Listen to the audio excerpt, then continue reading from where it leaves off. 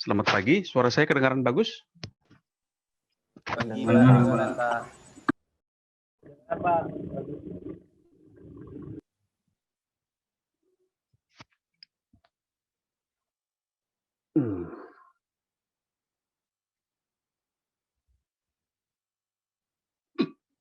Baik. Kita kan melanjutkan obrolan kita minggu lalu. Kita akan meneruskan berbicara soal paradigma. Minggu lalu kita sudah menyinggung dua paradigma yang sangat biasa dipakai, yaitu paradigma positivistik. Positivistik itu basisnya adalah empirisisme, sama seperti yang selama ini kita lakukan ketika kita penelitian tentang tumbuhan, tentang ya ilmu-ilmu alamiah lah. Itu dasar dari positivisme. Kemudian kita lanjutkan juga minggu lalu dengan pendekatan yang konstruktivis. Pada pendekatan konstruktivis, paradigma konstruktivis, kita melihat bahwa kita bukan meneliti soal objek, tapi peneliti itu menjadi subjek. Dialah yang memberitahukan konstruknya pada kita. Dia memberitahukan jalan pikirannya pada kita, dan kita mencatat jalan pikiran itu. Jadi yang kita teliti adalah konstruknya, karena manusia itu punya pemikiran sendiri yang tidak bisa kita paksakan lewat kerangka pemikiran yang kita bangun. Nggak bisa kita bangun, yang nggak bisa kita lakukan penelitian terhadap orang dengan kerangka berpikir yang kita bangun sendiri. Itu dua paradigma yang sudah kita diskusikan bersama minggu lalu. Oke, sebelum kita teruskan, ada yang mau urun rembuk tentang hal itu. Silakan.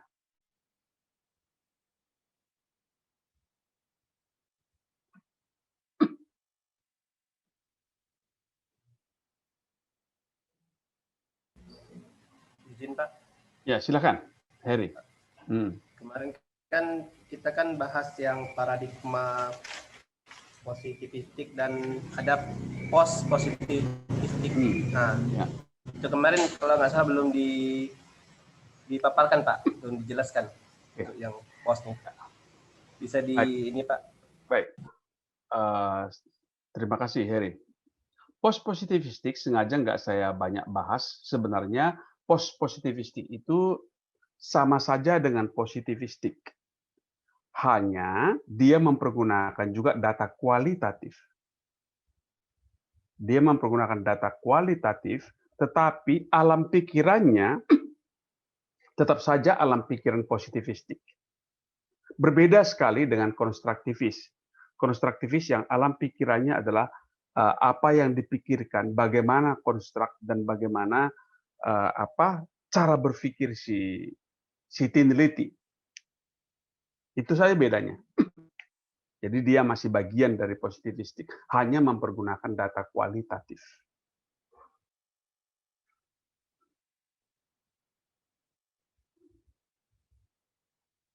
Terima kasih, Pak. Oke, silakan. Ada lagi?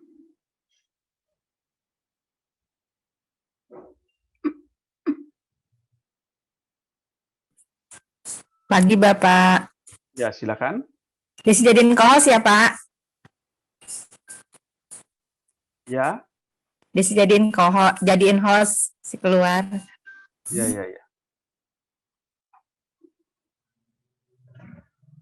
Baik, silakan. Masih ada lagi? Komentar atau pertanyaan atau insight untuk penelitian Anda, tentu saja kita membicarakan hal ini adalah untuk kepentingan penelitian Anda.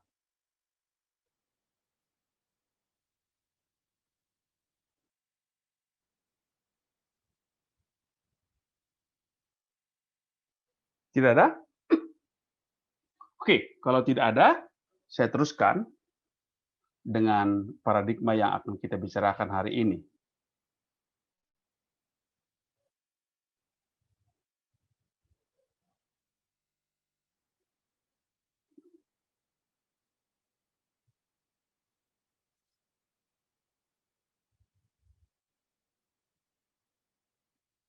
Sudah kelihatan layar saya?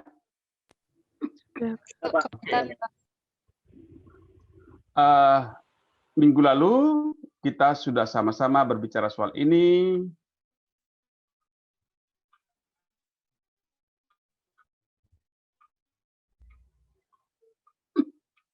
Oke, ini akhir minggu lalu kita berbicara bahwa konstruktivis itu banyak dipelajari oleh orang-orang yang belajar budaya, orang yang mempelajari tradisi, yang mempelajari ya apalah ilmu-ilmu yang berkaitan dengan antropologi. Di ilmu komunikasi kita mengenal misalnya etnografi komunikasi.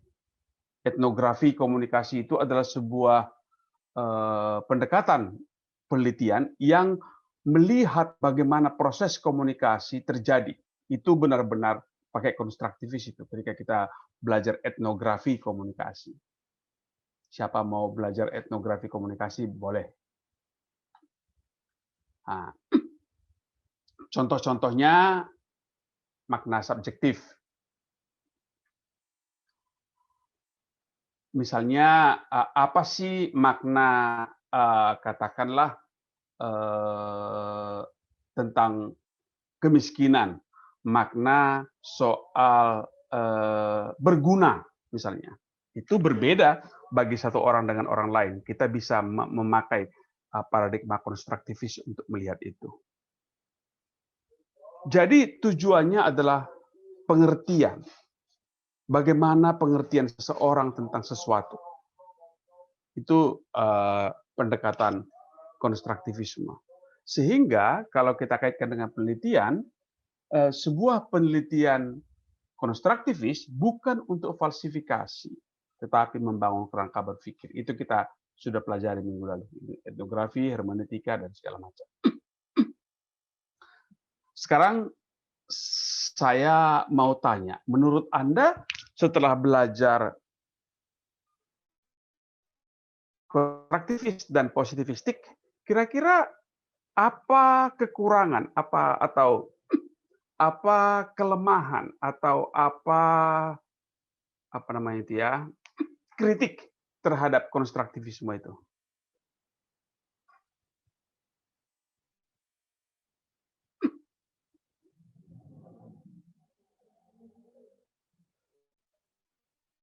Ada yang mau urun rembuk? Apa kritik Anda terhadap konstruktivis?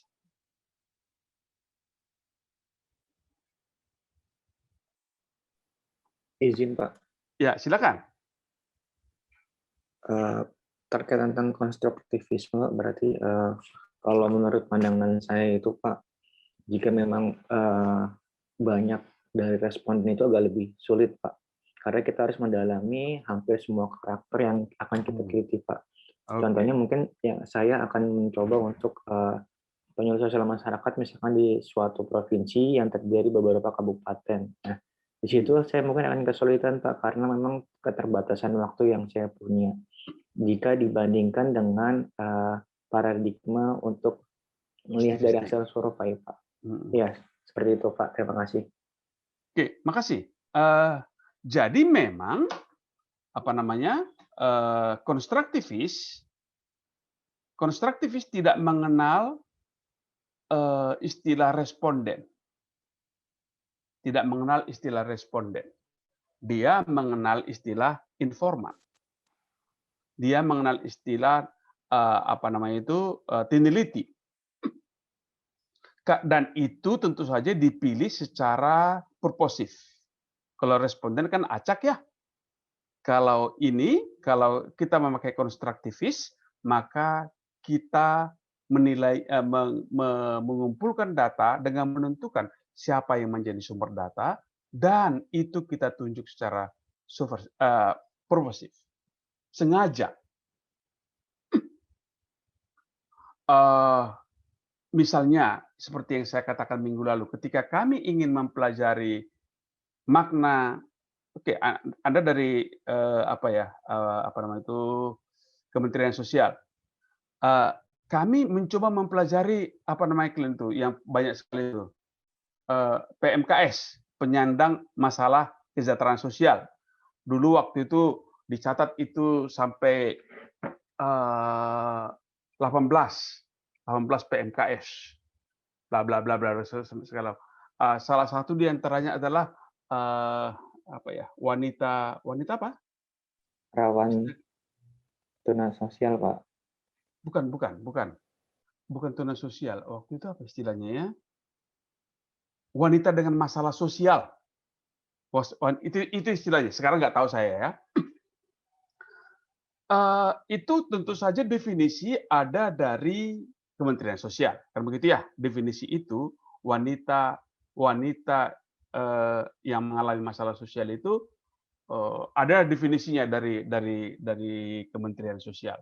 Waktu itu kalau nggak salah janda, tidak mempunyai pekerjaan tetap, gitu kira-kira. Lupa saya kriterianya menurut Kementerian Sosial. Lalu kami bawa itu ke masyarakat. Menurut kalian orang-orang seperti ini masalah enggak? Kita tanya pada Pak RT-nya, kita tanya pada tokohnya. Jadi enggak semua kita tanya, beberapa orang saja kita tanya. Lalu mereka menyimpulkan bahwa wanita yang mengalami masalah sosial itu bukan soal janda saja, ada saja janda yang yang tidak mengalami masalah sosial karena dia punya pekerjaan, karena dia secure lah kehidupannya. Dia juga nyaman-nyaman saja. Dan itu menunjukkan bahwa definisi atau pengertian atau konstruk seseorang tidak sama dengan konstruk orang lain. Yang seru lagi adalah ketika kita salah satu diantaranya adalah di bawah wanita dengan masalah kesejahteraan sosial itu, masalah sosial itu adalah soal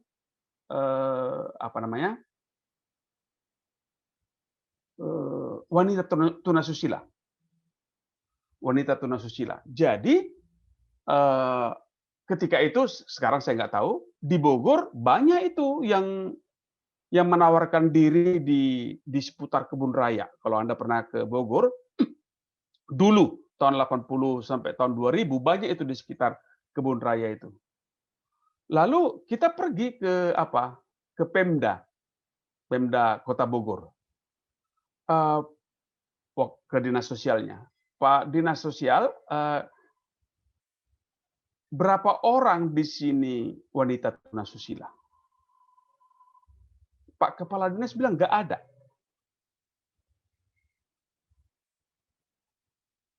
Kita teruskan, loh itu di Kebun Raya kan banyak. Secara kasat mata kita dengan sangat mudah melihat di Kebun Raya banyak, kita bilang begitu. Lalu Pak Wali Kota bilang, Pak Dinas itu bilang, itu bukan warga Bogor, itu datang dari luar Bogor. Jadi saya ingin memberitahukan contoh ini. Saya ingin menunjukkan bahwa buat Pemda yang menjadi masalah itu adalah kalau PMK wanita tunasusila-nya ada dari Bogor. Tentu saja ada hebat apanya kan, hebat implikasinya. Bogor, Kota Bogor tidak mempunyai program untuk mengatasi masalah wanita tunasusila. Karena definisi mereka tentang wanita tunasusila adalah kalau wanitanya tinggal di Kota Bogor. Jadi itu dia ya. Konstruk mereka yang beda dengan konstruk saya. Ketika saya melihat di Bogor, di sekitar Bogor banyak wanita yang seperti itu, maka saya menganggap bahwa ada masalah sosial tunasusila di Bogor.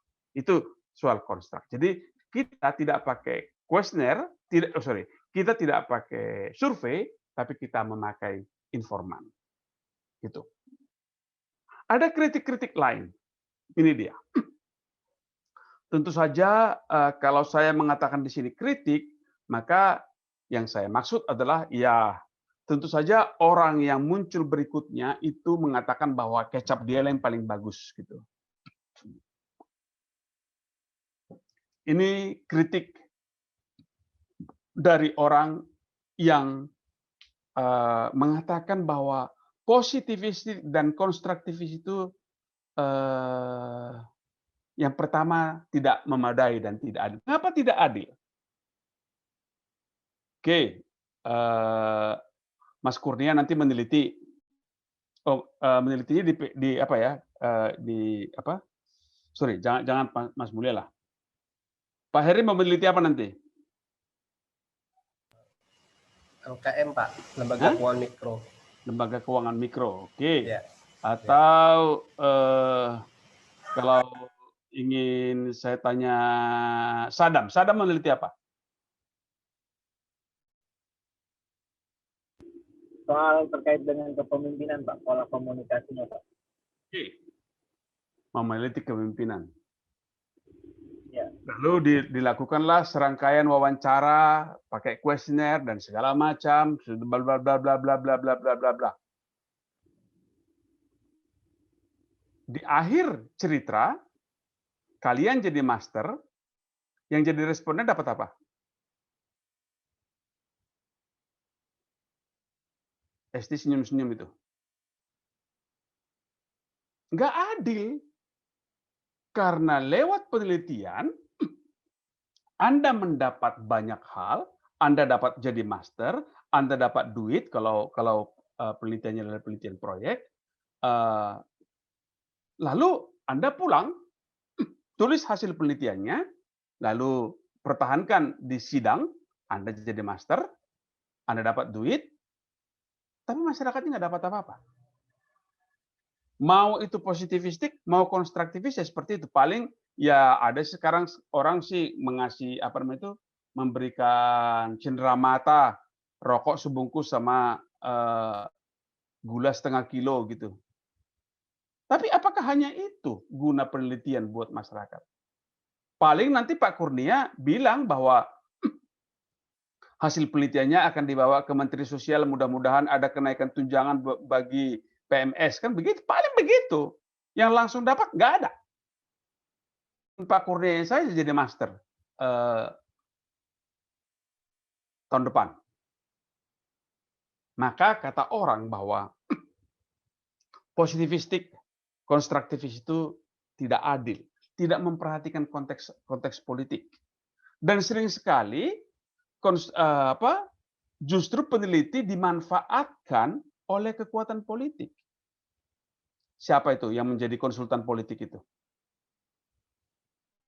Ketika Anda menjadi konsultan politik, sebenarnya Anda memanfaatkan ilmu Anda untuk a little bit mengendalikan masyarakat.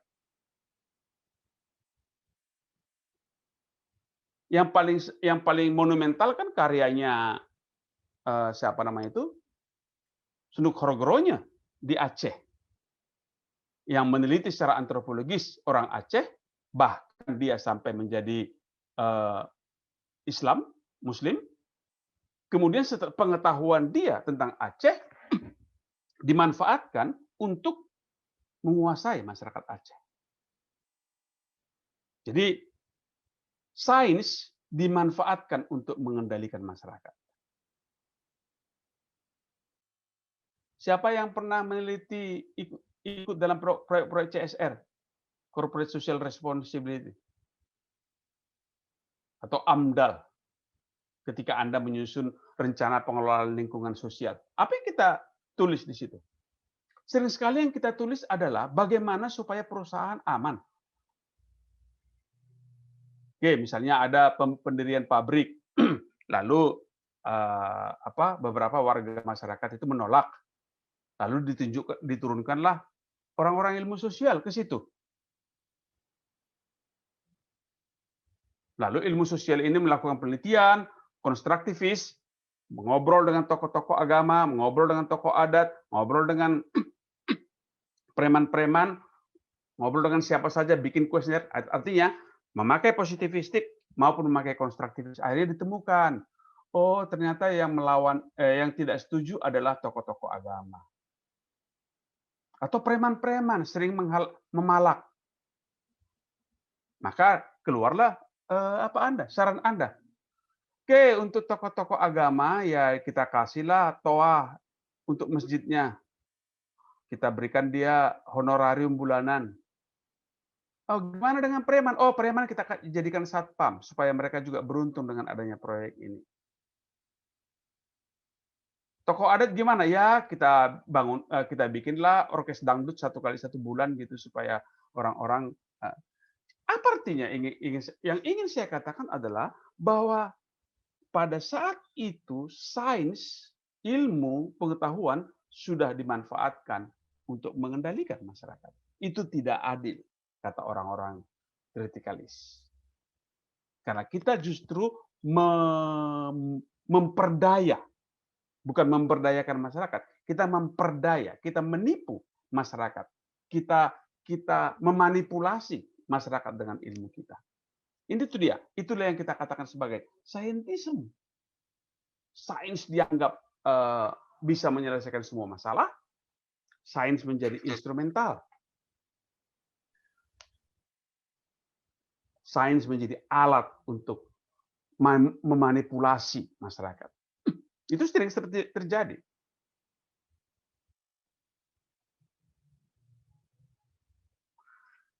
Karena itu orang-orang kritikalis muncullah teori kritis. Sekali lagi namanya teori kritis ya, bukan kritis. Semua penelitian harus kritis. Yang kita bicarakan di sini adalah teori kritis. Orang-orang teori kritis berkata bahwa sains tidak boleh netral. Sains itu harus memihak. Sains itu harus syarat ideologi. Sains itu harus tahu permainan politik.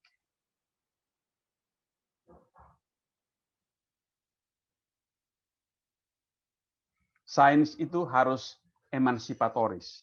Ilmu itu harus menjadi alat untuk perubahan sosial, bukan untuk memperdaya masyarakat. Itu kata-kata kaum kritikalis. Nanti kita akan lihat lebih dalam bagaimana itu dipraktekkan dalam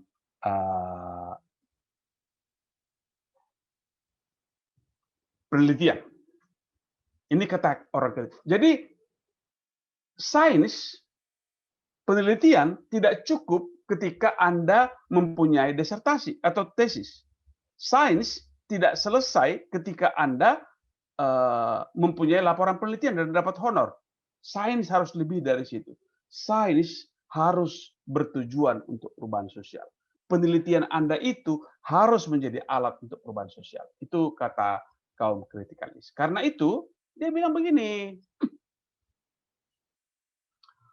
kalau saya melakukan penelitian dengan paradigma kritik, teori kritis, maka fokus penelitian saya adalah kekuasaan, hubungan kekuasaan yang terbangun oleh sejarah dan sosial. Maaf, saya minum sedikit.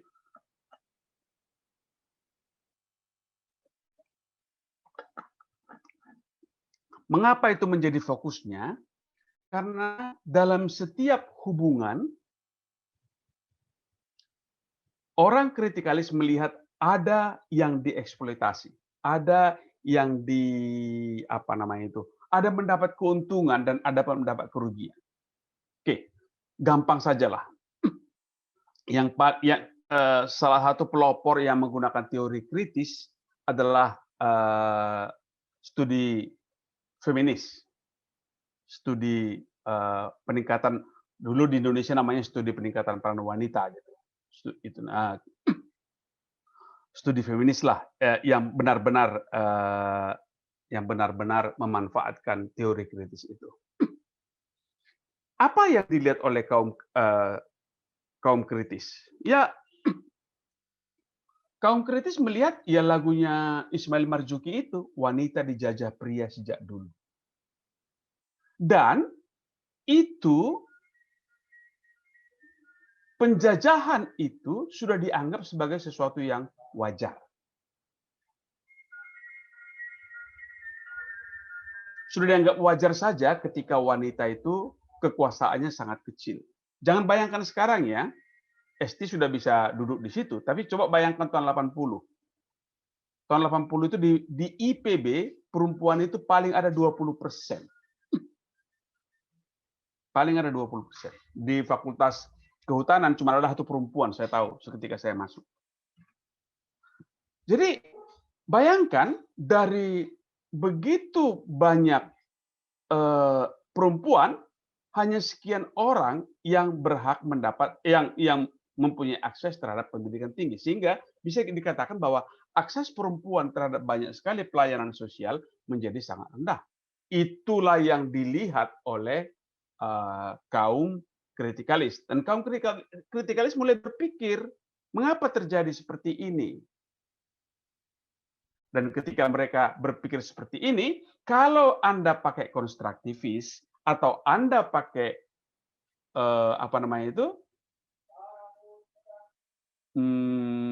positivistik, ya nggak ada persoalan. Anda akan pergi, kalau Anda pakai konstruktivis ya, Anda akan pergi pada Pak Kiai. Gimana nih Pak, kenapa perempuan begini? Pak Kiai kan mengatakan, barangkali datang dengan tafsir kitab suci, mengatakan bahwa memang seperti itu. Atau akan dikatakan bahwa keluarlah pepatah-pepatah. Wanita itu swarga nunut, neraka katut gitu ya. Itu kan semua adalah hubungan kekuasaan yang terbangun oleh sejarah dan sosial sudah dianggap itu sebagai sebuah yang baku. Udah seperti itulah. Justru itu menjadi sasaran kaum kritikalis. Kritikalis ingin membongkar hubungan kekuasaan yang tidak adil tadi itu. Atau dalam istilahnya Freire, to dismantle false consciousness. To dismantle itu apa itu? Membuka, menyingkap false consciousness, kesadaran palsu. Nanti kan di mata kuliah apa namanya itu? Komunikasi dan perubahan sosial, kita bahas ini lebih panjang lagi. Di situ akan kita lihat bagaimana Freire bilang ada 3 kesadaran. Kesadaran kritis, kesadaran palsu, dan kesadaran naif. Ya, misalnya kalau soal kemiskinan lah ya. Kenapa kalian miskin? Orang-orang yang punya kesadaran palsu dan kesadaran naif tadi akan bilang, itu sudah garis tangan saya.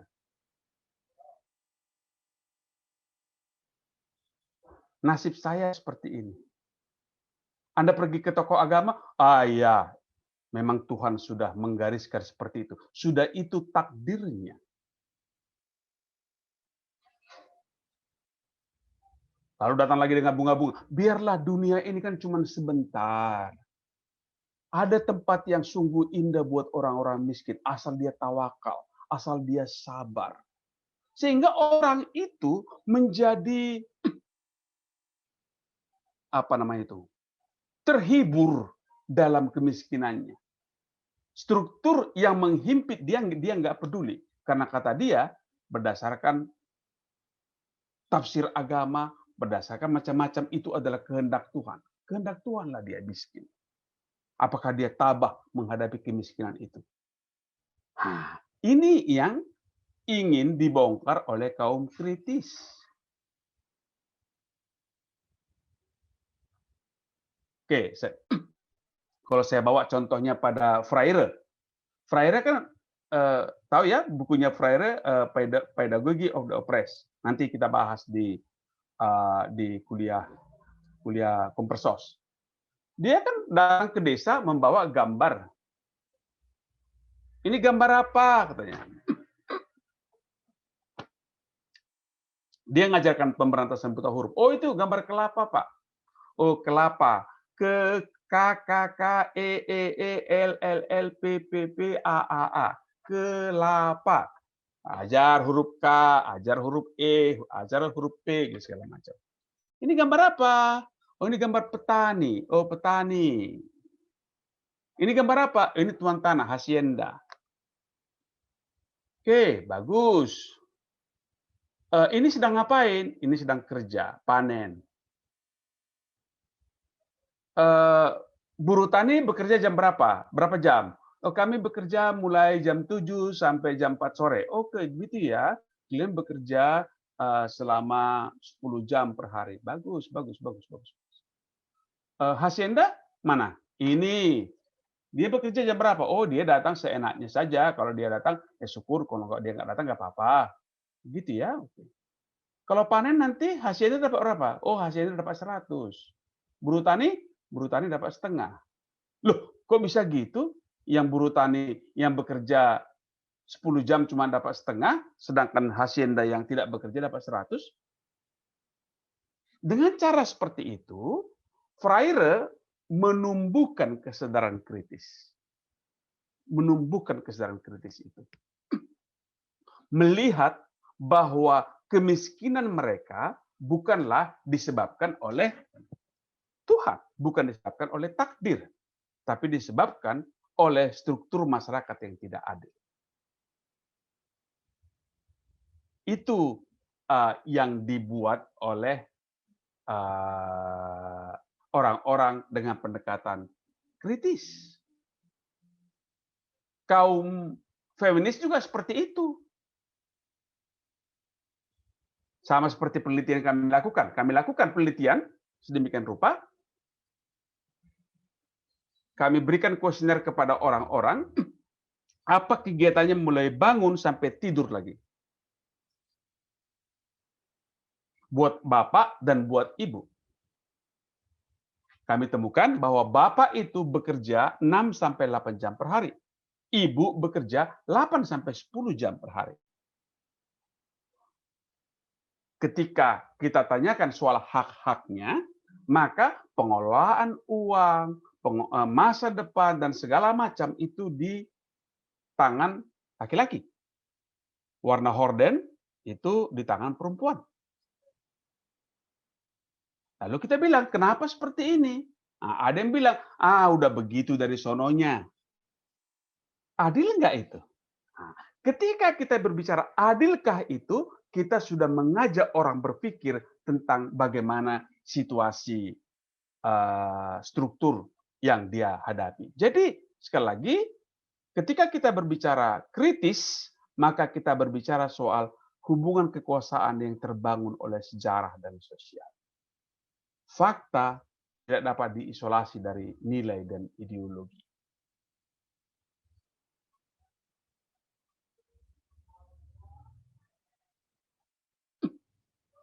Dan Anda sebagai orang komunikasi, perhatikan bagaimana bahasa kita buat menjadi pusat pembentukan subjektivitas. Lewat bahasa, kita contoh yang paling mudah saja lah, bagaimana hubungan antara guru dengan murid, antara mahasiswa dengan dosen. Hubungan antara mahasiswa dan dosen itu kan sering sekali sangat sangat tidak seimbang. Kalau tidak sesuai dengan kehendak guru salah. Kalau tidak sesuai dengan kehendak dosen salah. Anda sudah kerja mati-matian, salah. Lah, tapi apa bahasa yang kita buat? Oh, guru itu kepanjangannya adalah digugu dan ditiru. Jangan dilawan itu. Orang-orang hebat itu, orang baik itu. Itu adalah bagaimana bahasa kita buat sebagai pusat pembentukan subjektivitas. Sehingga itu membentuk conscious and unconscious awareness. Kita menjadi pola pikiran kita dibentuk oleh budaya itu, bahasa itu. Misalnya, ketika Anda pergi ke, ini sering sekali saya alami, ke dosen, maka dikatakan menghadap dosen. Coba, siapa yang orang Jawa? Kalau dikatakan menghadap, itu dari atasan ke bawahan apa dari bawahan ke atasan? Bawah ke atasan. Dari bawah ke atas. Itu, that's it. Ketika Anda katakan menghadap. Karena itu, siapa yang bimbingan saya sini, jangan menghadap saya. Kita berdiskusi kalau pikiran saya. Jokowi pergi ke apa? NTT. Bukan yang ke NTT, ke kampung-kampung, belusukan kan? Kalau Nadia pergi ke istana ngapain? Soan. Soan main, iya. Kok soan sih? Soan kan main, Pak. Main, Pak. Oh, soan bahasa Sunda itu. Beda artinya, Pak, ternyata. Tanya sama si Galung tuh. Ini soal politik ini. Betul. Artinya, yang ingin saya katakan adalah bagaimana kita membentuk bahasa sebagai sebuah ciri siapa yang tunduk kepada siapa.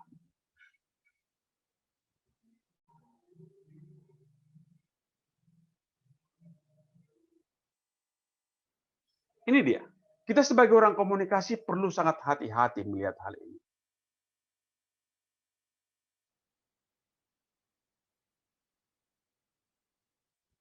Bahasa sebagai pusat membentuk. Inilah yang ingin dibongkar oleh orang-orang kritis, dari teori kritis. Justru menurut orang teori kritis, tujuan penelitian adalah membongkar, to dismantle false consciousness tadi.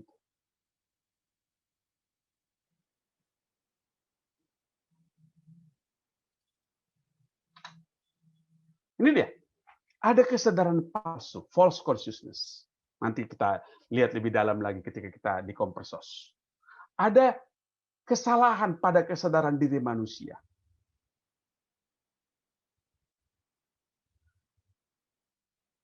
Sehingga tujuan dari penelitian kaum kritis adalah untuk membongkar kontradiksi sosial tadi yang kita anggap sudah biasa saja. Saya pernah diketawain itu. Saya bilang pada kawan-kawan, mengapa rektor punya tempat parkir dekat kantornya? Kalau Anda pergi ke kemana-mana kan seperti itu juga ya. Pergi ke kantor bupati, tempat parkir bupati itu dekat kantornya itu. Pergi ke kantor dekan, seperti itu juga. Ke kantor kepala dinas, seperti itu juga. Iyalah, kan dia pejabat di sini, bla bla bla bla bla. Diterima itu. Saya bilang enggak, saya bilang. Sebenarnya yang perlu tempat parkir di dekat kantornya itu saya bilang. Saya nggak punya supir. Sehingga kalau saya datang ke kantor, bawa buku banyak, saya nggak punya supir, ada hujan, saya parkir di dekat kantor saya bisa membawakan buku saya dengan sangat cepat ke kantor. Kalau rektor, dia punya supir. Dia bisa parkir di Cibinong itu. Diantarkan ke kantornya, dia turun, supirnya pergi parkir entah kemana-mana. Nggak perlu dia tempat parkir dekat-dekat. Kau gila kau, kata kawan-kawan. Itu adalah contoh bagaimana kita sudah menerima situasi itu sedemikian rupa. Dan kita anggap itu sebagai sesuatu yang wajar. Nggak apa-apa lah, dia kan rektor. Dia kan sudah begini. Itu contoh bagaimana kesadaran palsu itu ada di otak kita, ada di diri kita. Dan itu mengakibatkan teori alienasi dari Karl Marx itu. Sehingga sangat perlu penelitian dan pendidikan, dan penelitian itu adalah untuk pencerahan.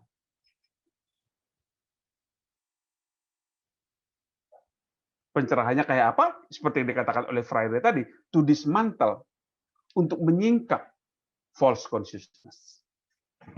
Sehingga penelitian adalah aksi transformatif. Penelitian bukan sekedar mengumpulkan data. Penelitian adalah untuk mencerahkan. Penelitian adalah untuk mencerahkan orang-orang yang diteliti.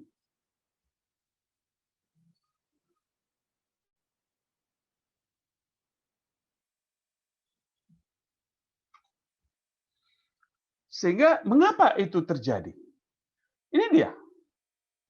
Dalam alam, dalam masyarakat selalu ada golongan yang mendapat keistimewaan. Ada yang ditindas, ada yang dan sering sekali kalau kita masuk pada teori alienasi dari Marx, ada yang menindas dan ada yang ditindas.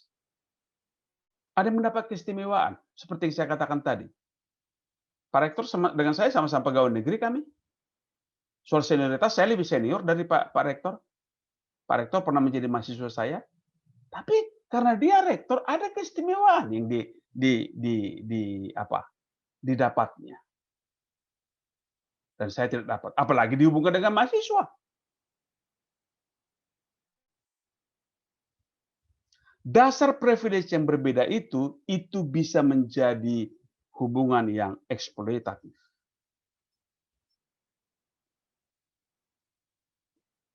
Saya sakit, masuk rumah sakit.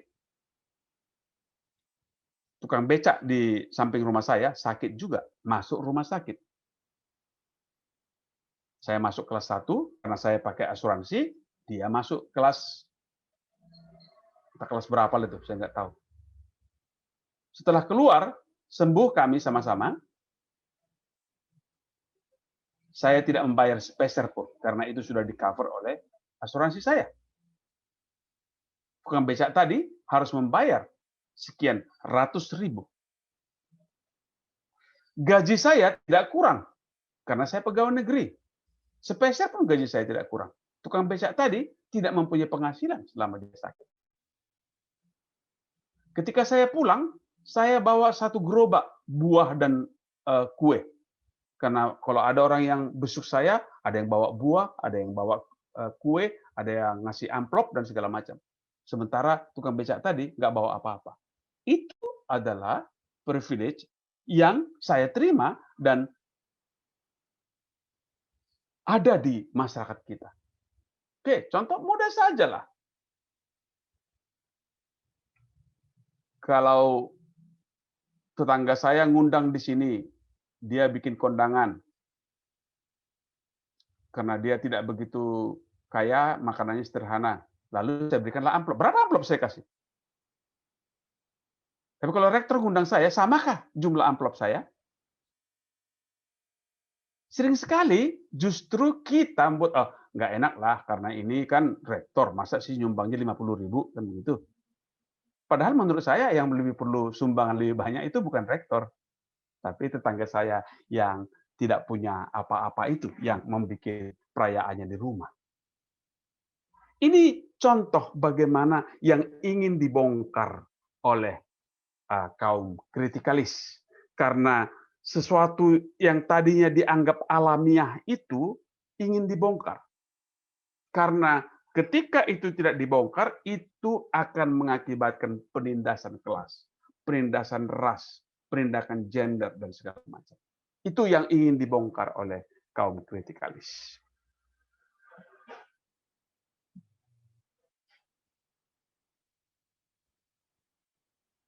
Silakan kalau ada yang mau berkomentar.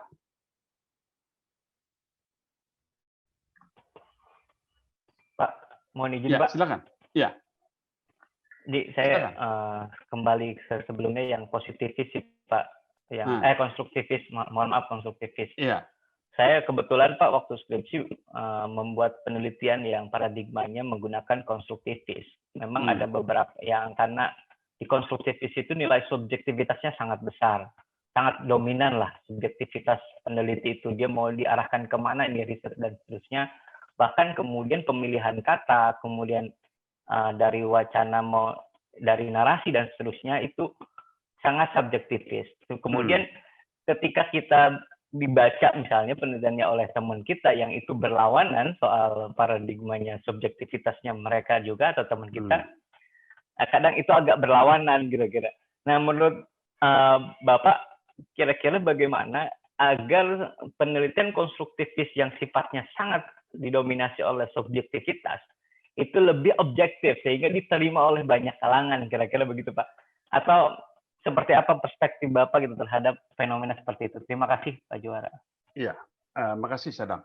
Itu yang dibahas dengan sangat dalam oleh Creswell. Creswell bilang memang itu dua paradigma yang berbeda. Bahkan Creswell bilang itu adalah paradigma yang berbeda kalau tidak bisa kita katakan bertentangan. Jadi memang ketika kita berparadigma berbeda, memang hasilnya berbeda. Itulah makanya saya katakan minggu lalu kebenaran adalah kebenaran epistemologik, kebenaran menurut metodologinya. Seperti yang saya contohkan minggu lalu. Apakah banjir masalah? Di Jakarta banjir masalah tuh. Tapi seperti saya ceritakan yang di Lamongan itu, di Lamongan banjir adalah berkah. Persoalannya di mana? Persoalannya adalah di metodologinya.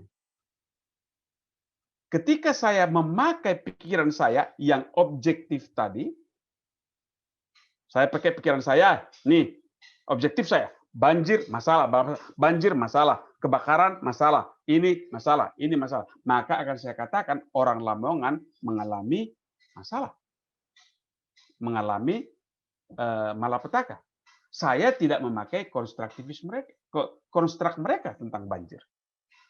Jadi kalau dikatakan mau didamaikan pada sisi metodologi atau istilah besarnya didamaikan pada epistemologi.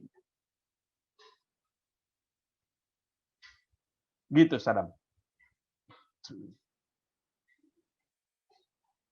Oke, ada komentar lagi? Izin tanya, Pak? Ya, silakan. Ya. Baik, terima kasih Pak Juara. Saya ingin tadi sebenarnya ada dua garis besar yang ingin saya tanyakan. Pertama itu terkait dengan tadi konstruktivis, karena dari literatur yang saya baca itu maksudnya teori positivisme. Ya, teori ini kan ada teori turunan ya Pak ya. Dari yang saya baca terkait dengan penggunaan teori agenda setting dan teori kultivasi. Nah, dari ini kan dari aspek media juga bahwasanya ada konstruksi media yang ikut mempengaruhi khalayak dalam membangun suatu opini ataupun sebuah data yang ingin merubah cara pikir daripada masyarakat. Nah, bagaimana menurut Pak Juara terkait dengan penelitian kaitannya dengan penggunaan media untuk memperoleh data yang sifatnya itu untuk mempengaruhi daripada khalayak? Itu yang pertama. Yang kedua terkait dengan kritis ini Pak, teori kritis.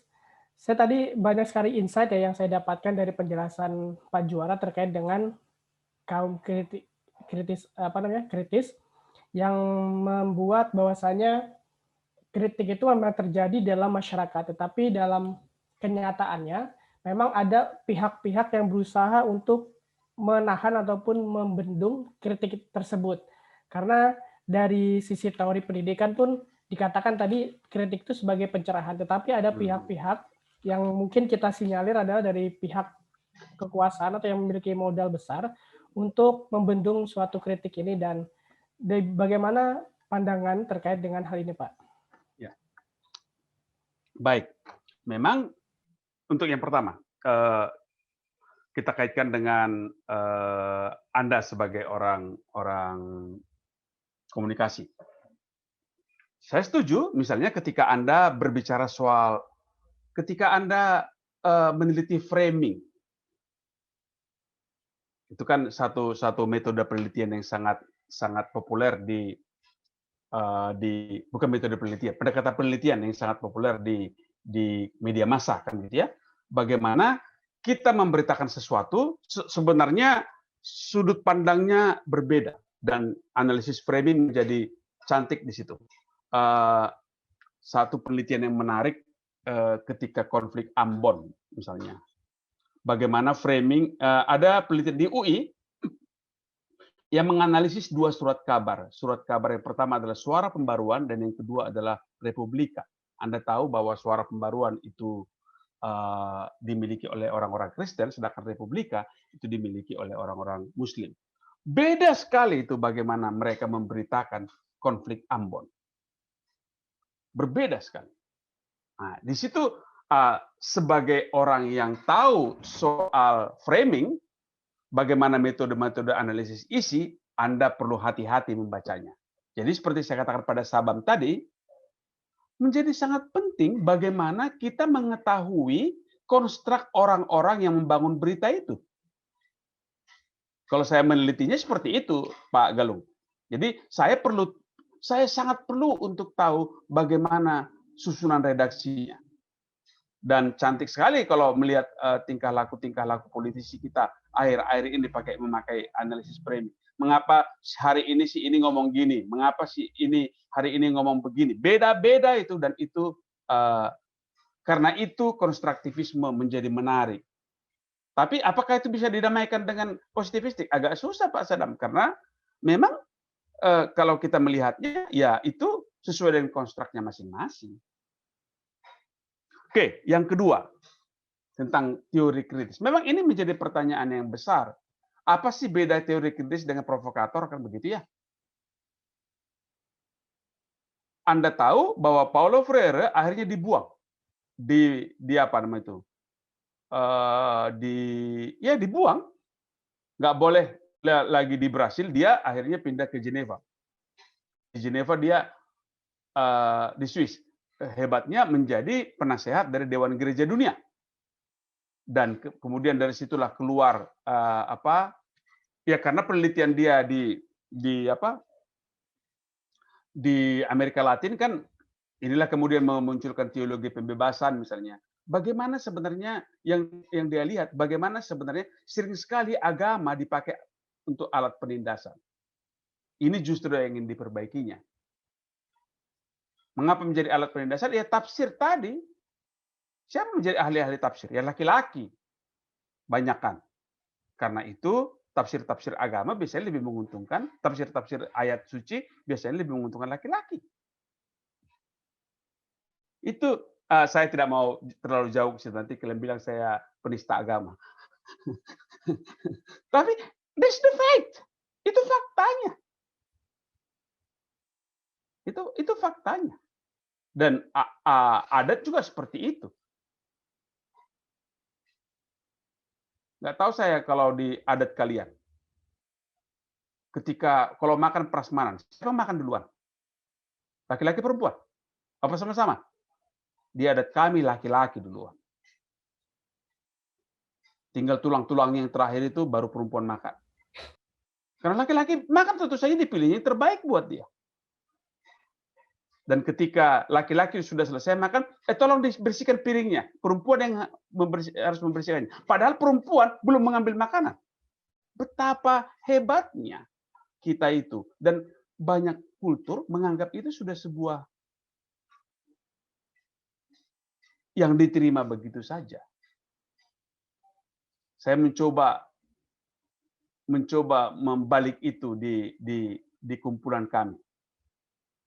Di apa namanya itu, di Persatuan Marga kami. Saya bilang, oke, sekarang perempuan duluan makan. Nggak boleh gitu Pak, nggak boleh gitu. Sudah adatnya kayak begitu. Nggak boleh, melanggar adat kita nanti.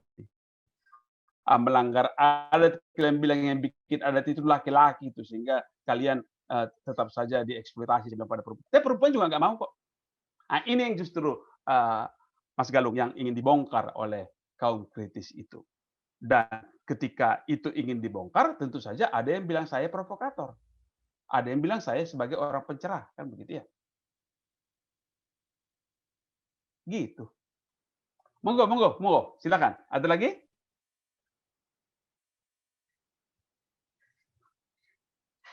Saya belum dengar suara perempuan dari tadi. Apakah perempuan termasuk kaum tertindas di ruangan ini? Padahal ada Esti, ada Nadia, ada Hanika, ada Denisa. Nikah cowok, Pak. Sorry. Ada teman saya Hanika yang perempuan, selalu itu yang teringat di benak saya. Maaf. Aduh, jangan-jangan punya memori yang lama nih, Pak. Oh ya, memorinya ada. Dia dosen di apa? Dosen di Universitas Papua. Silakan. Gimana kawan-kawan lain melihatnya? Izin Pak, kalau Ya, silakan. nggak ada yang bertanya. Ini terkait paradigma kelemahan atau kekurangan dari paradigma konstruktif tadi. Jadi apakah paradigma tersebut bisa membuat kita selaku peneliti menjadi lebih pasif, Pak? Karena yang punya peran besarnya kan adalah informannya tadi. Nah, itu yang pertama. Yang kedua, dalam teori kritis ini berarti ingin membantah dari hak istimewa yang dimiliki seseorang atau bagaimana itu, Pak? Ya. Terima kasih, Pak. Apakah teori kritis mengurangi peranan peneliti? Menurut saya justru teori konstruktivis justru tidak.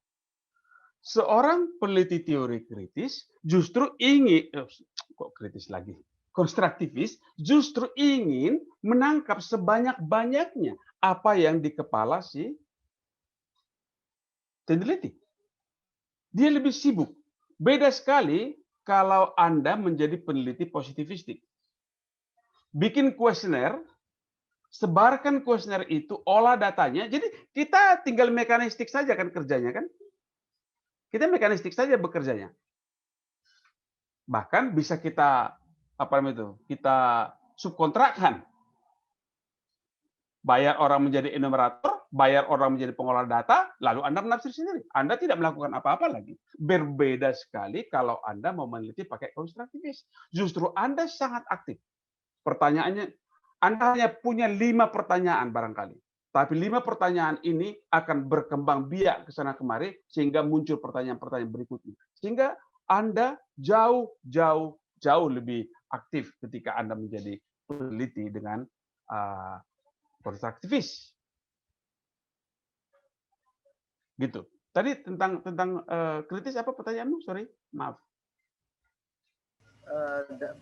Dalam teori kritis ini kan tadi kan Bapak menyebutkan dasar privileg tadi kan, hak keistimewaan tuh. Apakah itu yang ingin diprotes ataupun di ini, Pak?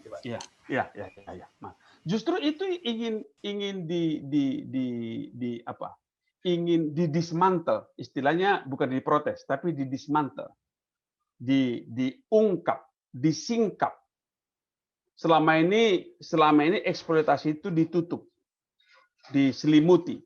Maka penelitian kritis ingin mendismantel, membuka selimut tadi itu agar jelas benar nggak ada ketidakadilan di sini.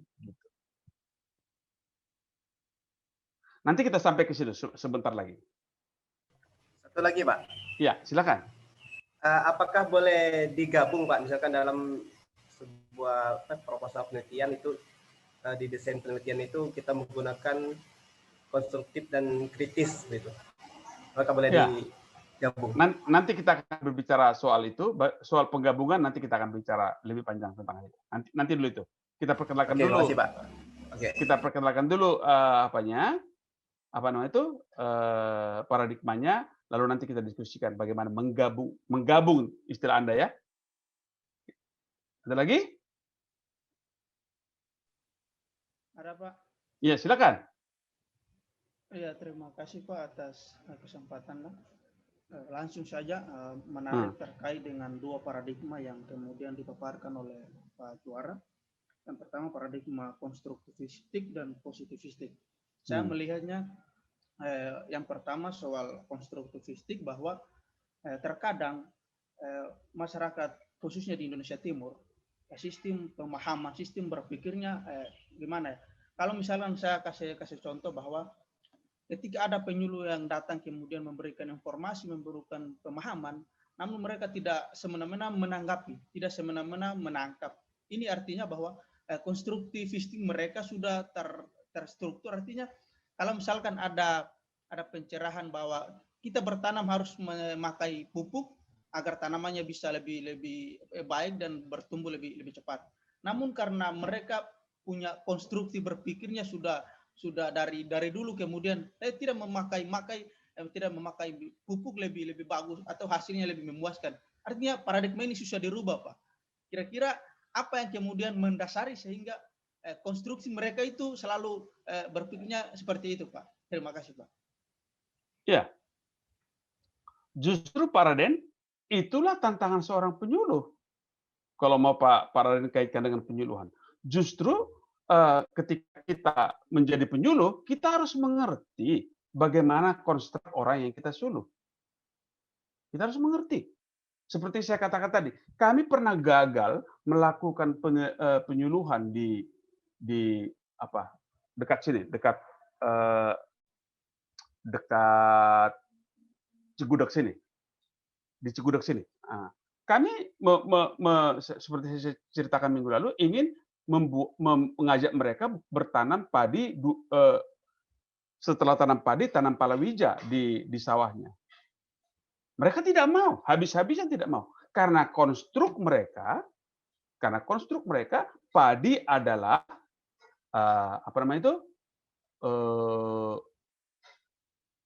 tempatnya Sang Hyang Sri. Karena padi adalah tempatnya Sang Hyang Sri, jangan nanam bolet di situ. Apa itu bolet itu, Esti? Ubi bukan, Pak? Ubi, betul. Jangan tanam ubi, nggak boleh. Jadi siapa saya yang bisa merubah budaya mereka? Di situ juga seru itu. Kami banyak melakukan mengetahui hal-hal yang seru di situ dan menjadi sadar betapa saya harus hati-hati. Di situ agak rawan kebakaran karena rumah semuanya atapnya adalah atap ijuk. Tahu ijuk ya? Yang dari Enau itu.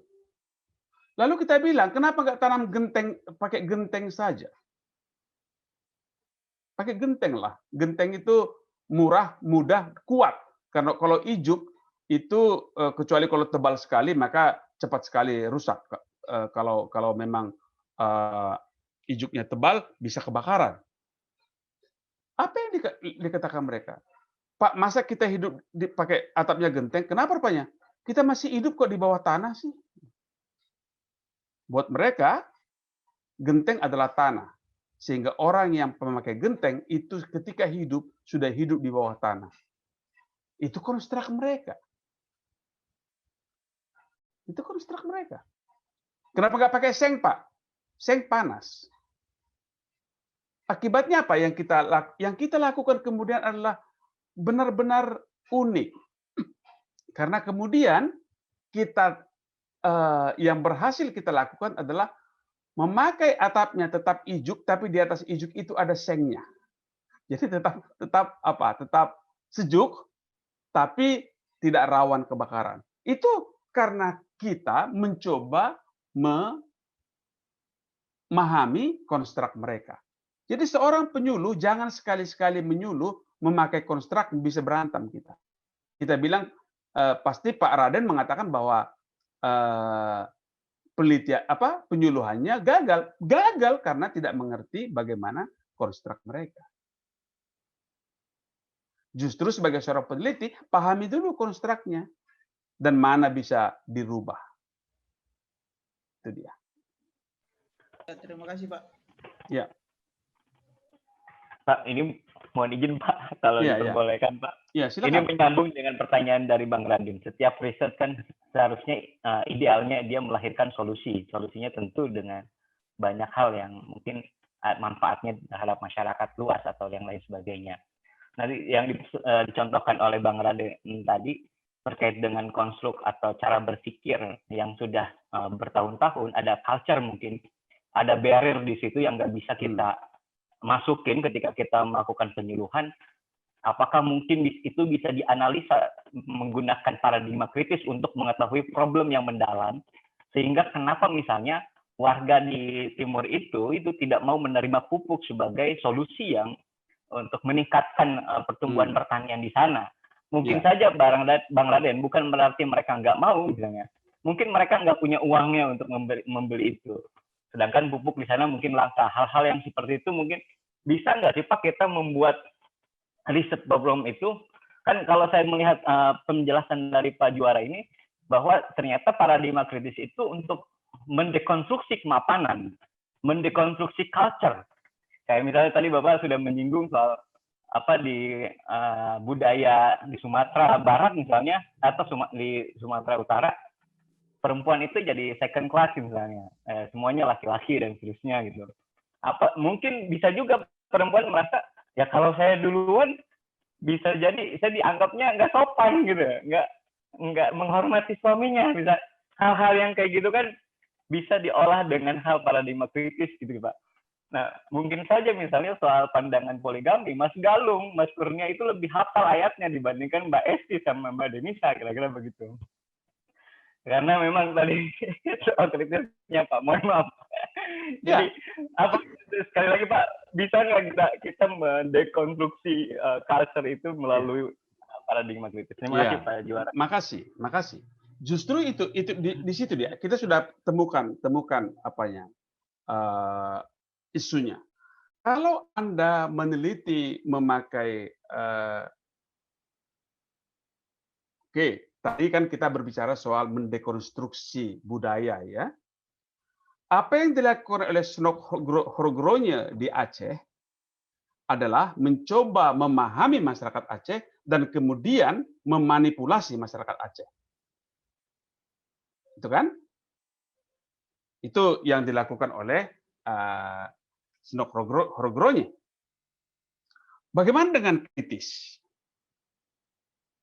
Kaum kritis tidak melakukan perubahan itu dari luar, tapi kan kalau lihat ya cara berpikirnya Snok Horgronya, cara berpikir Snok Horgronya adalah dia memahami masyarakat Aceh lewat sains, lalu pengetahuan dia itu dipakai, diserahkan kepada Belanda, dan pengetahuan dia inilah dipakai untuk menaklukkan masyarakat Aceh. Kalau kaum kritis nggak seperti itu. Pada proses mencari ilmu itu, pada proses penemuan itu, pada proses saintifik itulah disadarkan orangnya, dicerahkan. Maka itu namanya pendidikan penyadaran, dicerahkan orangnya agar orang itu sendiri yang merubah dirinya. Beda jalan berpikirnya. Beda jalan berpikirnya antara berpikir konstruktivis dengan cara berpikir kritis untuk kalau istilah Anda tadi rekayasa budaya itu. Beda apanya cara berpikirnya. Terima kasih Pak. Oke.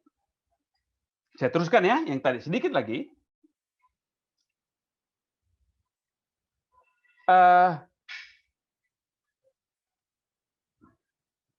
Karena itu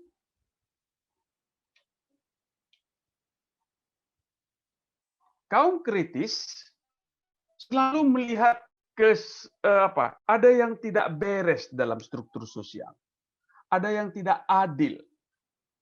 Dan ketidakadilan ini harus dibongkar.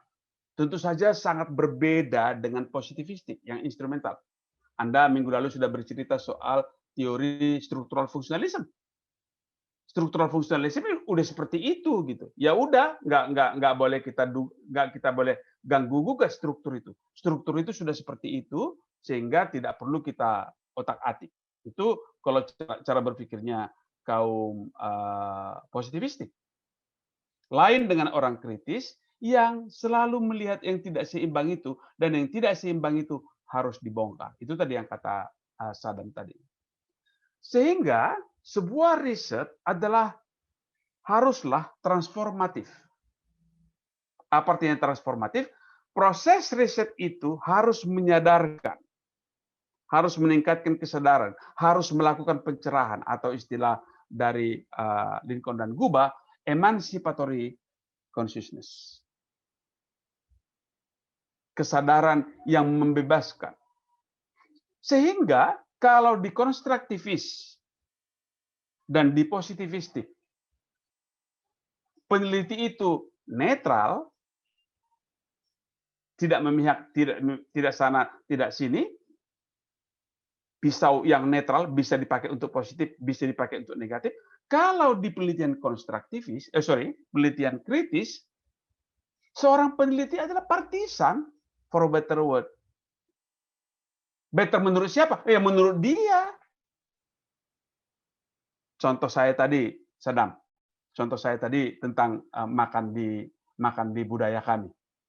Menurut saya, karena perempuan sudah capek masak, karena perempuan yang sudah lebih repot, maka merekalah yang duluan makan. Kan begitu? Cek saya. Itu menurut saya. Better itu menurut si peneliti. Ternyata better menurut saya tidak better menurut kultur. Justru kultur itu yang ingin saya rekayasa, saya ingin ubah tadi. Kan begitu tadi pertanyaannya Sadam itu.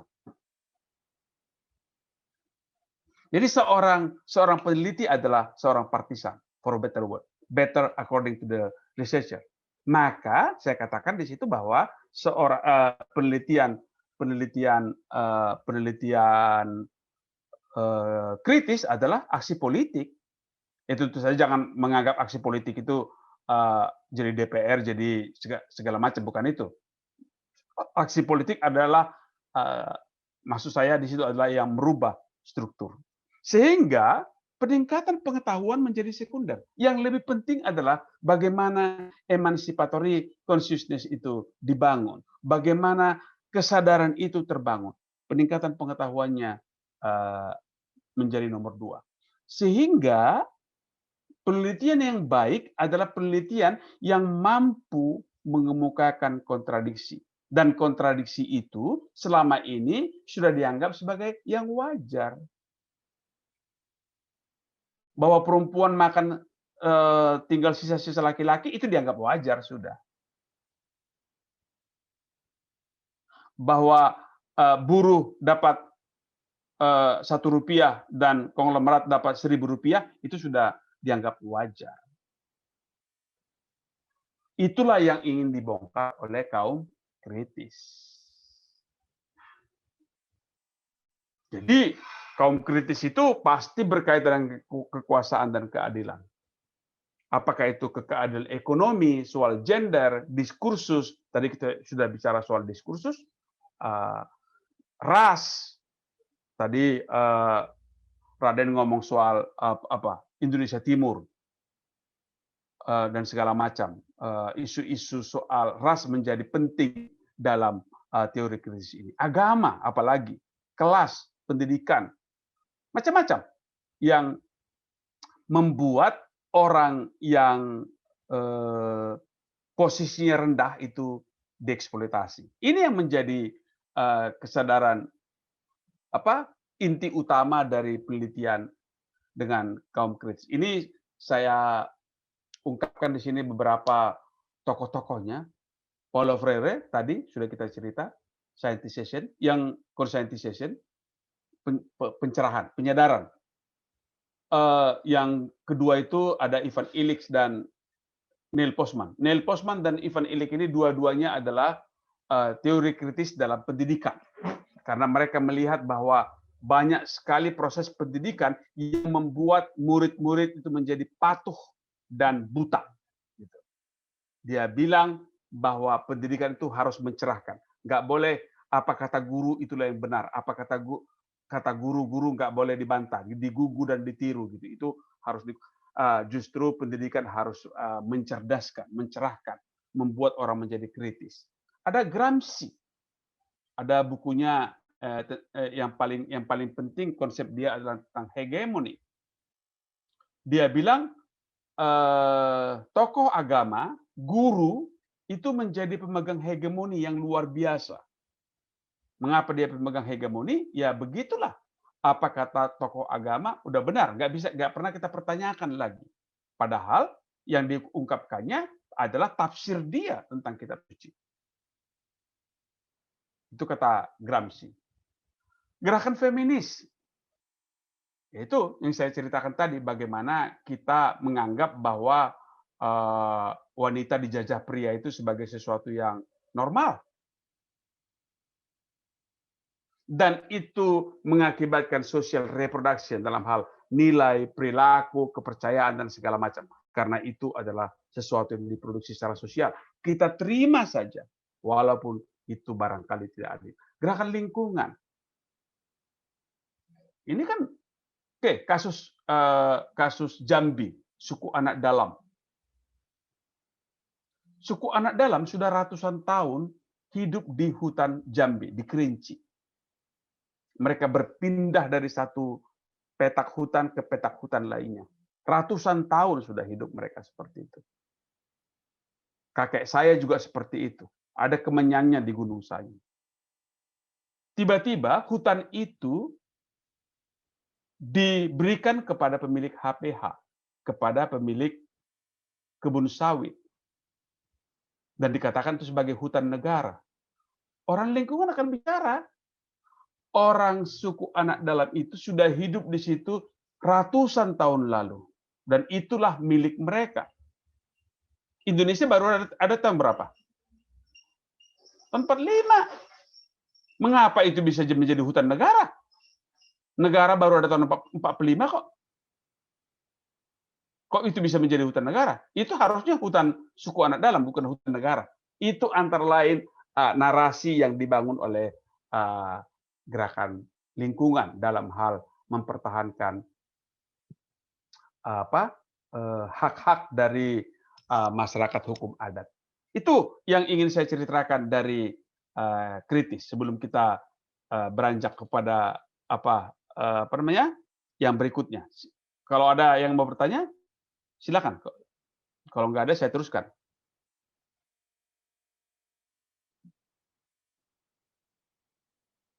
Saya teruskan ya. Oke. Paradigma yang keempat yang kita diskusikan adalah paradigma yang namanya sama. Kajian bersama, cooperative inquiry. Akarnya ini adalah action research.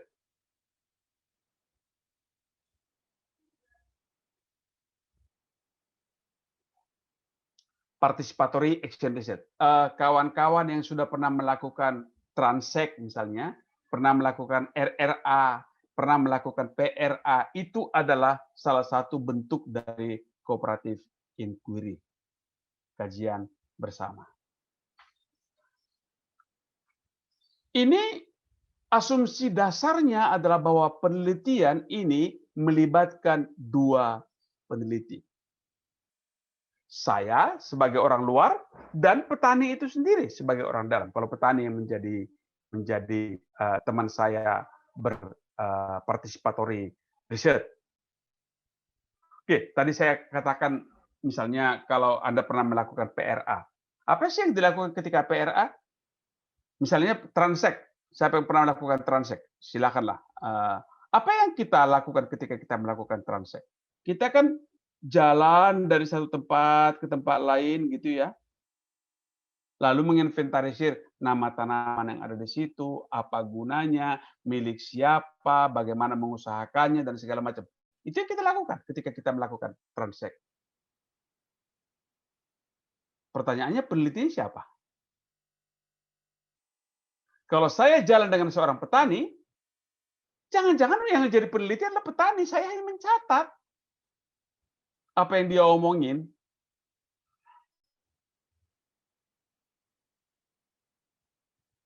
Jadi di sini ada dua orang peneliti. Saya yang mencatat yang diomonginnya dan satu orang lagi pengamatnya. Sehingga sebuah penelitian penelitian partisipatoris ini, cooperative inquiry ini menjadi sebuah proses yang siklikal, yang berputar terus. Ada aksi, ada refleksi. Ada aksi, ada refleksi. Siapa yang sudah pernah melakukan cooperative inquiry dengan tertib pasti pernah melakukan itu. Kita biasanya jalan siang paginya atau siangnya jalan sama-sama. Lalu kemudian sorenya diskusi. Jalan sama-sama itulah yang kita katakan sebagai tahap pengalaman atau tahap aksi, sedangkan ngobrolnya itu adalah tahap refleksi. Siklus aksi, refleksi, aksi, refleksi, aksi, refleksi. Itulah yang kita katakan sebagai praksis. Ingat ya, praksis, bukan praktis, tapi praksis. Itu dia. Jadi sebuah cooperative inquiry ada dua kajian, dua langkah, dua tahap yang kita lakukan bersama-sama, yaitu tahap aksi dan tahap refleksi. Contohnya mudah tadi, seperti yang saya katakan tadi. Kita jalan siangnya, bicara ini tanamannya apa, fungsinya apa. Kita ngobrol, itu punya siapa? Berapa untungnya? Mau nggak kalian nanam seperti ini? Kalau tadi mau kita kaitkan dengan apa yang dikatakan oleh Raden. Mengapa orang tidak mau atau tidak mau. Sekali kita memaksakan apa yang ada di otak kita kepada masyarakat, kan begitu. Kita tidak melakukannya dengan pendekatan kajian bersama. Kalau kita pakai kajian bersama, barangkali ceritanya akan lain, Raden. Karena dalam banyak hal, kitalah yang menjadi sumber kebenaran. Kita menjadi penelitinya, kita menjadi penyuluhnya, dan apa yang ada di kepala kita tumpahkan kepada si petani. Seandainya itu pakai cooperative inquiry, barangkali berbeda. Kalau dia bilang, hasil kami lebih bagus, Pak. Ya, kita buktikan bahwa itu hasil lebih bagus. Mari kita tanam sama-sama yuk. Bapak tanam di sini. Dalam bayangan saya, kita buktikan sama-sama, Pak ya. Bapak tanam di situ dengan cara Bapak, saya akan tanam di sini dengan cara saya. Mana yang lebih bagus? Itu cooperative inquiry itu. Ada aksi bersama, dan kemudian setelah panen nanti, mari kita lihat bersama hasilnya. Mari kita berefleksi. Itulah cooperative inquiry.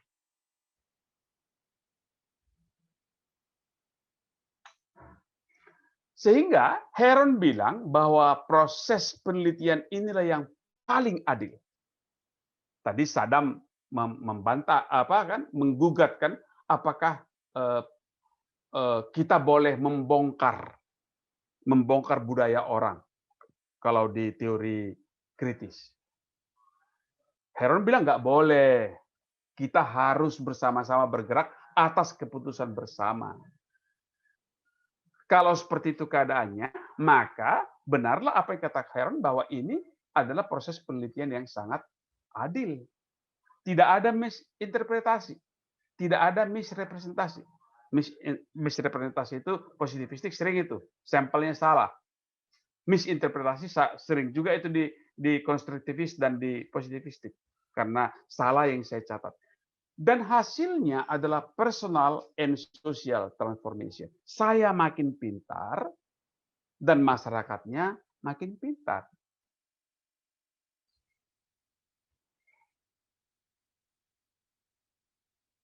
Andaikan Raden tadi sebagai seorang penyuluh melakukan pendekatan penelitian yang bukan konstruktivis tapi ke partisipatoris, pasti Raden akan mengetahui bagaimana konstruk mereka tentang bertani. Makin pintar si peneliti. Pada saat itu juga si petaninya akan tahu beginilah cara bertani yang dianjurkan oleh Pak Raden. Sehingga ada personal and social transformation. Walaupun ada otonomi. Di beberapa hal kita bebas dari dia, di beberapa hal kita kerjasama dengan dia. Karena itu kedua belah pihak, saya sebagai peneliti dan masyarakat desa sebagai peneliti, sama-sama dikembangkan. Ini apa yang dikatakan sebagai participatory research.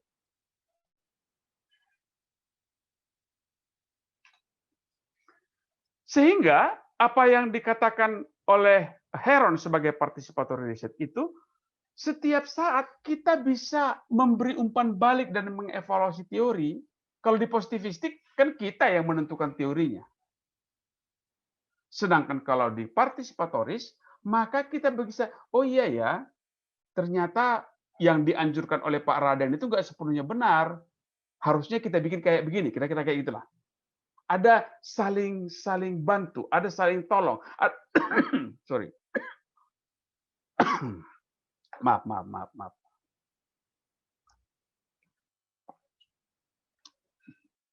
Ada saling koreksi antara peneliti dan tim peneliti. Itu dia.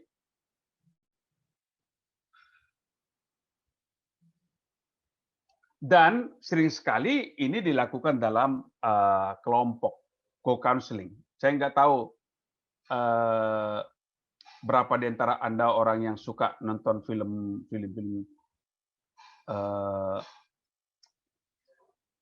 psikologi misalnya. Kalau psikolog yang positivistik, apa yang dilakukannya? Psikolog yang positivistik itu biasanya kan datang pasiennya, lalu disuruh berbaring di sebuah sofa dalam posisi yang enak gitu, suruh bercerita. Setelah bercerita, oh ya kalau begitu kamu harus berbuat ini. Positivistik. Alam pikiran si peneliti si psikolog yang dimasukkan ke dalam mengobati si pasien itu. Tapi kalau misalnya Anda tonton berbagai film tentang cara mengatasi masalah ketergantungan narkoba, ketergantungan alkohol, anger management, ketergantungan yang suka marah gitu, itu pendekatannya berbeda sekarang. Orang-orang yang mempunyai masalah yang sama disuruh duduk dalam sebuah diskusi, lalu cerita, nama saya si ini, saya suka marah dan saya mencoba mengatasi marahnya dengan cara seperti ini. Gimana kamu? Nah, saling cerita, mereka bukan si psikolognya yang memberi intervensi. Mereka yang saling cure, saling menasehati, co-counseling. Disitulah terjadi yang dikatakan oleh Heron sebagai self-generating culture. Sehingga di situ tidak ada disempowerment. Kalau saya pakai, contoh saya tadi dengan Aceh, maka itu ada terjadi disempowerment. Karena pengetahuan yang saya miliki, saya pakai untuk memanipulasi orang lain. Itu disempowerment. Kalau saya pakai partisipatoris, maka saya melakukan self-generating culture. Kultur yang dirubah sendiri. Sama seperti tadi. Kalau saya pakai kritis, maka saya berkata, ini tidak adil ini, woi, begini. Rubah kalian diri kalian. Maka culture yang saya bangun itu datang dari saya. Saya ingin merekayasa orang lain. Tapi kalau saya pakai partisipatoris, maka saya akan berbicara, gimana menurut kalian, bla bla bla bla bla bla bla. Barangkali berbeda hasilnya.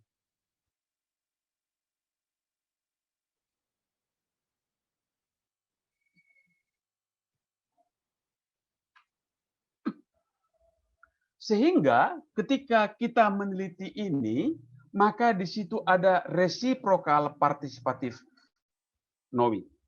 Ada dialog, ada kesamaan, dan ada resiprositas. Terus terang saja, penelitian seperti ini membutuhkan waktu yang lama.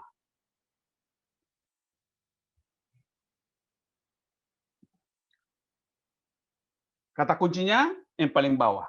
Ketika kita melakukan penelitian yang partisipatoris, paradigma partisipatif ini, maka itu adalah penelitian with people. Research with people. Positivistik itu riset on people. Karena orang akan saya bikin jadi objek.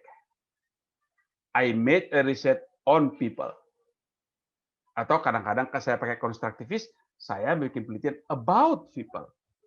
Kalau saya pakai itu for people. Kata Heron, kalau kita mau penelitian bagus, maka lakukanlah penelitian with people. Itulah penelitian partisipatif. Sekali lagi, setiap orang menganggap bahwa pendekatannya lah yang paling hebat, sehingga Heron mengatakan inilah yang paling bagus gitu. Ini nggak perlu saya utarakan. Oke.